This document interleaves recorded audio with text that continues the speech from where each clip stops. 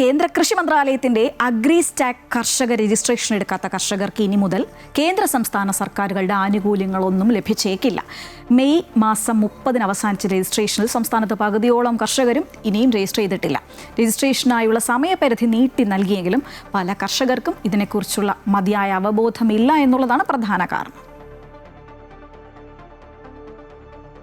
വളം വിൽക്കുന്ന കടകളിൽ നിന്ന് 1 കിലോ യൂറിയ വാങ്ങണമെങ്കിൽ പോലും അഗ്രിസ്റ്റാക്ക് തിരിച്ചറിയൽ കാർഡ് വേണ്ടിവരും. കൃഷിഭവനുകളിലൂടെയായിരുന്നു അഗ്രിസ്റ്റാക്കിൽ രജിസ്റ്റർ ചെയ്തിരുന്നത്. എന്നാൽ പിന്നീട് സ്വന്തമായോ അക്ഷയ കേന്ദ്രം, കോമൺ സർവീസ് സെൻറ്റർ എന്നിവ വഴിയോ ചെയ്യാൻ അവസരം നൽകി. സംസ്ഥാനത്ത് ഇതുവരെ 22 ലക്ഷത്തിന് മുകളിൽ കർഷകരാണ് രജിസ്ട്രേഷൻ പൂർത്തിയാക്കിയത്. ഇതിൽ 13 ലക്ഷത്തോളം പേർക്കാണ് അംഗീകാരം ലഭിച്ചത്. രജിസ്റ്റർ ചെയ്യുന്നവർക്ക് 21 അക്ക കർഷക ഐ ഡി ലഭിക്കും. ഇത് ലഭിച്ചാലേ കേന്ദ്ര സംസ്ഥാന സർക്കാരുകളുടെ കാർഷിക ആനുകൂല്യങ്ങൾ ലഭിക്കൂ. ഇത് കേരളത്തിലെ നമ്മുടെ സാധാരണ കർഷകരിലേക്ക് ഇത് രജിസ്റ്റർ ചെയ്യേണ്ട ഒരു ആവശ്യകതയെക്കുറിച്ചൊരു ബോധവൽക്കരണം ഉണ്ടായിട്ടില്ല എന്നുള്ളതാണ്.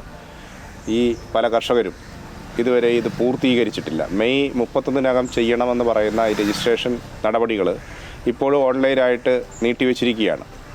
ഇത് കർഷകർക്ക് ആവശ്യമുള്ള ഒരു ബോധവൽക്കരണവും അതിനുവേണ്ടിയുള്ള ഒരു പബ്ലിസിറ്റി മാധ്യമങ്ങളിലൂടെ ഇല്ലാതിരുന്നതിൻ്റെ ഫലമായിട്ടായിരിക്കാം ഒരുപക്ഷെ ഇതുവരെ കർഷകർ ഇതിലേക്ക് ബോധവാന്മാരായി ഈ രജിസ്ട്രേഷന് തയ്യാറാവാത്തത്. കൃഷിക്കാരെക്കുറിച്ചുള്ള എല്ലാ കാര്യങ്ങളും ഈ ഒറ്റ ID നമ്പറിലുണ്ടാകും.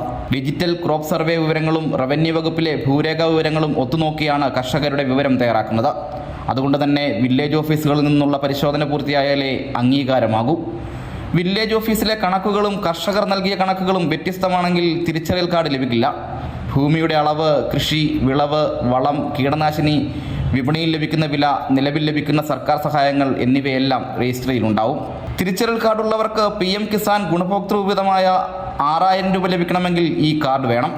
എന്നാൽ കർഷകർക്ക് ഇത് സംബന്ധിച്ച കൃത്യമായ അവബോധമില്ല എന്നതാണ് രജിസ്ട്രേഷൻ വൈകുവാൻ കാരണം. ഇനി അവബോധം വളർത്തുവാൻ ഇടപെടേണ്ട അധികൃതരാകട്ടെ വേണ്ട പരിഗണന നൽകുന്നുമില്ല. അമൃത ന്യൂസ്, ആലപ്പുഴ.